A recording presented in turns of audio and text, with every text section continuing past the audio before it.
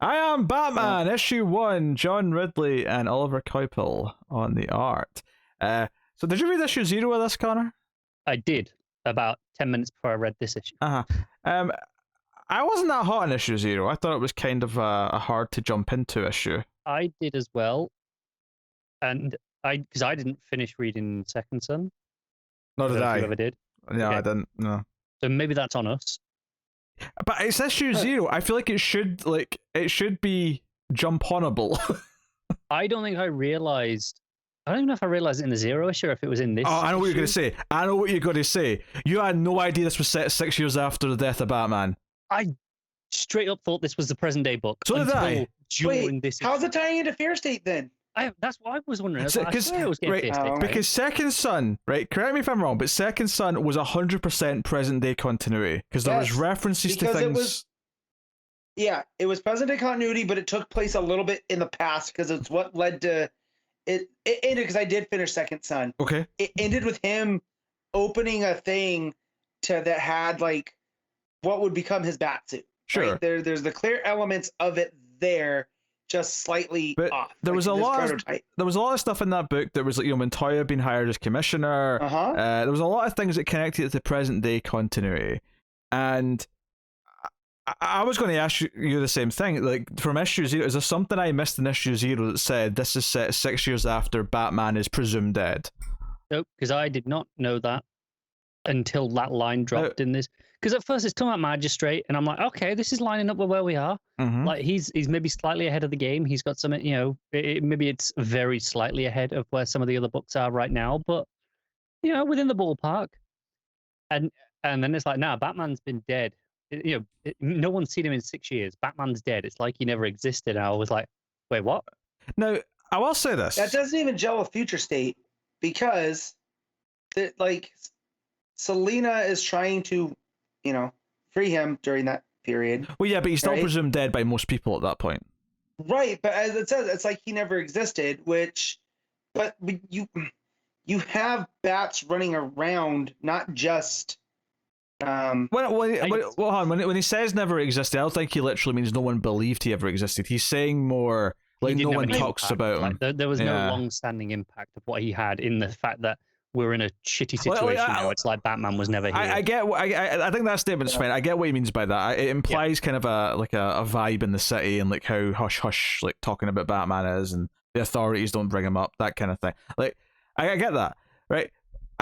So first things first, I do actually think this issue, and I said this when I read issue 0, that issue 0 should be a clean jumping on point, and it wasn't, because I was like unsure about who the villains were. I was very confused about when did all this training with Katana happen? Yeah, I was unclear on a bunch of things. Now, the fact that it's set at least 6 years in the future now does make it a bit easier to swallow, but issue 1, I do think, works as better as a jumping on point, because he and his narration actually does explain enough in a nice coherent way that feels like it's easy to follow.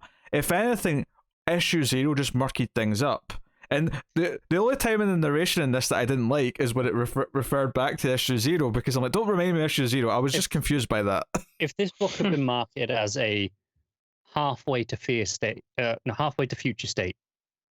Yes. Like, we're on that journey.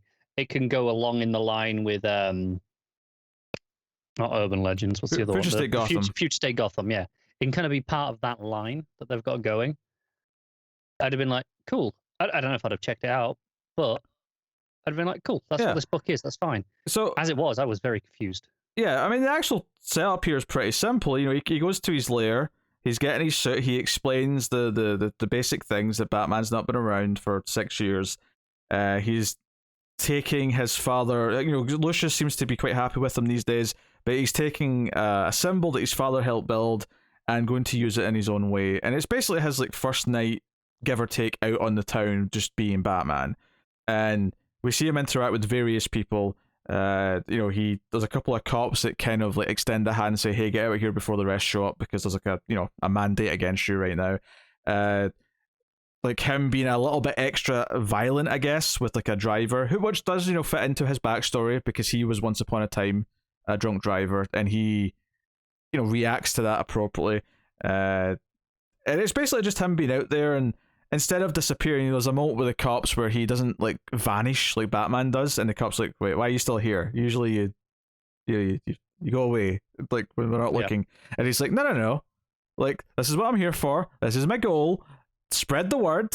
Batman's out here, and corrupt cops should be scared, but good cops have got an ally. Like go and say that. So he's very different. He's very blunt and direct, and he's not as theatrical as Bruce is. Certainly. Yeah, the cops are like, why are you still here? You usually you take the guys and then you Batman out essentially, and he's like, I'm doing things differently.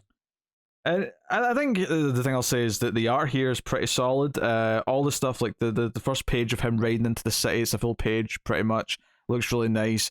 The car chase with the drunk driver, holding him up when he gets the clubs out later. Holding up the guy by the shirt with the fire behind him looks really good. And yeah, he's got batons and he's like gauntlets that sort of pop out. Yeah, and he has a great fight sequence with a guy with a knife over one page that just looks fantastic. Yeah, it's which actually has me a little disappointed because I really like the art on this. Mm-hmm. But when we were just going through the solicits, that was what issues 4 and 5 I think were solicited. Yeah. That's Steven Segovia on art for those issues, and doing right. I like Segovia well enough, but it's disappointing that Coy-Pell we've only got 3 issues at most.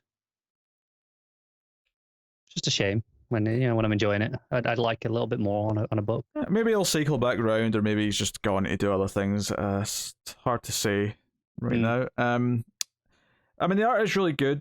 It flows well, because one of the things I didn't like about issue 0 is I feel like it was just talking about a lot of things that I didn't know, and part of me was like, okay, maybe this is partially on me for not finishing the digital series, but it's still an issue 0. It shouldn't feel like I'm just jumping into the middle of a story. Any issue 0/issue 1 should feel approachable. If it's not, then they've done their job wrong, basically. And part of me feels like maybe there's obviously a lot of good stuff in here. We've liked a lot of what Ridley's done with this character, but part of this might be whatever this was originally, it got chopped up into like being part of Future State and then a miniseries digitally. Now this miniseries or ongoing that's now like here, and it's not present day like we thought it was going to be. It's actually set a number of years in the future. It's been chopped up so much that maybe that has hurt the flow and the experience of actually telling this story a bit. Now, admittedly, I think this issue is fairly solid. I actually quite like it, yeah. Yeah. The ending is that the two detectives, Whitaker and I can't remember the woman's name, but they find a dead anarchy in an alleyway, and that's kind of like propelling the story forward. So it's setting up a nice, simple, clean story that's not bogged down. And who's Jace like hunting or crime organization wise that he's been talking about for there's a murder mystery essentially. Yeah, it's simple, and I think that's the best thing to do with an issue 1, where you're not relying on at this point fairly convoluted stuff that probably wouldn't have been convoluted if Ridley just got to tell a story from start to finish like it was probably originally intended to be. But I'm definitely on board to read issue 2, but it's not bad. It's not bad. The art is solid. The flow is definitely better than issue 0. It definitely feels like a cleaner break and a cleaner jumping on point. I guess you just have to go in knowing that it's set in the future. So yeah, I'm so confused. So I'm looking at the solicit for the next issue now, just to check we weren't imagining things. And it's, Jace is on the streets as Batman, fighting the misinformation and violence flooding Gotham City during Fear State. What mysterious connection exists between between the Magistrate and Batman's second son villain, Arcadine? Yeah, he was introduced in the second son. He's the tech bro. And then it says, and what Gotham vigilante pays the ultimate price when a misguided young man shoots him down in cold blood, which seems to be linked connected to this ending, yeah. This ending here, yeah. My guess would be is that this Arcadine? What is it? Arcadine. Yeah. My guess would be is that he'll be in the future, and then maybe there'll be a flashback to a Fear State related thing that'll tie into whatever's going on. But it seems to. I mean, I don't see the whole issue being a flashback to Fear State, given that.